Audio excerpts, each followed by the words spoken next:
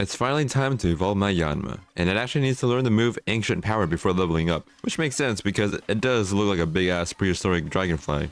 After some optimizing, we make our way to Carmine's house. Her grandpa tells us when Ogerpon and its owner first came to the village, they experienced discrimination due to their looks. The only person who understood them was the village mask maker, who was also Carmine's ancestor.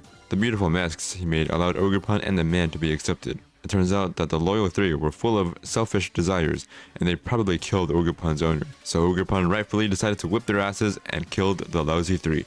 Obviously, the villagers didn't know shit, so they just thought the ogre was going crazy. The misunderstanding led to the proper burial of the loyal three, where they were honored for a long time. Despite the mask maker trying to explain things, he was deemed an unorthodox thinker. We then decide to fix up Ogerpon's mask that was damaged when it was dropped. As we resume sign seeking, we see that Kieran was hiding and eavesdropping the entire time.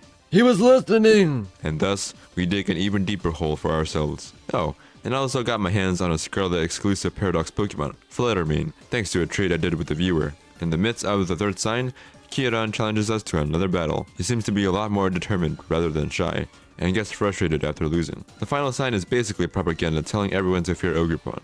An off-putting picture ends our orientation, but we still got more to do since we picked up a side quest. The next day, we need to fetch an extra ingredient, since the mask repair calls for it. At the crystal pool, where we go to retrieve a crystal cluster, Carmine and I get jumped by a Milotic for no reason. I was just looking for one. No, it won't let me catch it. To make things even worse, Briar pulls up with an unskippable cutscene and starts to yap. After we make our way back, we learn that Kieran finally snapped and ran off with the teal mask. We find him near the burial ground of the Loyal Three, and he calls us out for hiding the truth about Ogerpon. Yeah, the kid is creating demons in his head. And so we battle again in order to get the mask back. Once the battle is over, we got to see some power level violence, which ended up resurrecting the Loyal Three. Apparently, the teal mask's presence, along with Kieran's rage, was enough to bring some Pokemon back from the dead. In pursuit of the Loyal Three, we make our way to Kizakami Hall, where the villagers tell us that they gave away Ogerpon's other masks, along with some nutrient-packed mochi.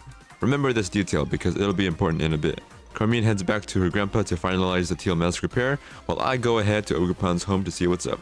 At the dreaded den, we see the retainers gang up on Ogerpon. Yo, that's fucked up, bro. So we defeat Monkey Dory, which causes them to flee. Remember how the three Pokemon were fed by the villagers? It turns out that the special herbs in the mochi were probably Herba Mystica, which also made Pokemon huge in the main story of this game. So that's why there's a big ass monkey on the screen right now. After running through the rest of the Loyal Three, Kieran invites us back to the village, Ogerpon included. Despite its understandable worries, Ogerpon continued to trust us, and it all paid off because Kieran, along with his grandpa, managed to clear up the misunderstanding. The whole village was gullible yet empathetic at the same time. As we escort Ogerpon home, it decides that it wants to join me on my future adventures. Kieran, however, is still butthurt and battles us once more to see who gets to keep Ogerpon. And I lost.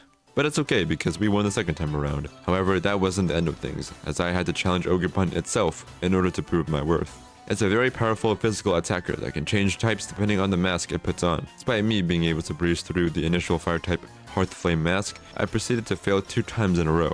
I even lost again after gathering 3 grass type Pokemon to add to my team. And so, I came up with the genius idea of teaching my powerhouse purple friend the TM move Solar Blade.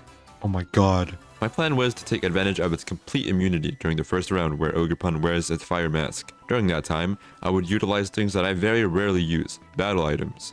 I applied everything that would make my Cerulean stronger, from an increased crit rate to a maximized attack stat. After a close call with the water type Wellspring mask, Please.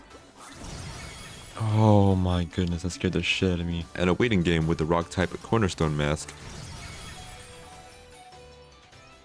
You bitch. we finally made it to the more doable Teal mask and claimed yet another scuffed victory. The next day, I experienced the highlight of my Teal mask playthrough. That's pretty funny. We learned from Carmine that Kieran, who was once a bashful kid, is a crazy sore loser. We also learned that we're getting one final battle in since Carmine wants to battle against the adorable Ogerpon. Oh, time to hear this banger theme one last time. We are then called back to base since everyone has finished their orientation. Briar, Carmine, and Kieran have to go back to the Blueberry Academy early, since something's up with the Great Crater again. But that's a story for another day. Probably part 2 of this DLC, if I had to guess. We say our heartfelt goodbyes, and oh, what's this? I need to become stronger?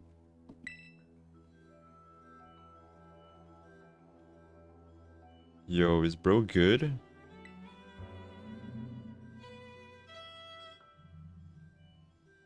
Jesus. Maybe Kiran was the one wearing a mask all along. And that's the ending of the Teal Mask. I appreciate you all tuning in and hope you look forward to the second half, the Indigo Disc. Sir Hammy out.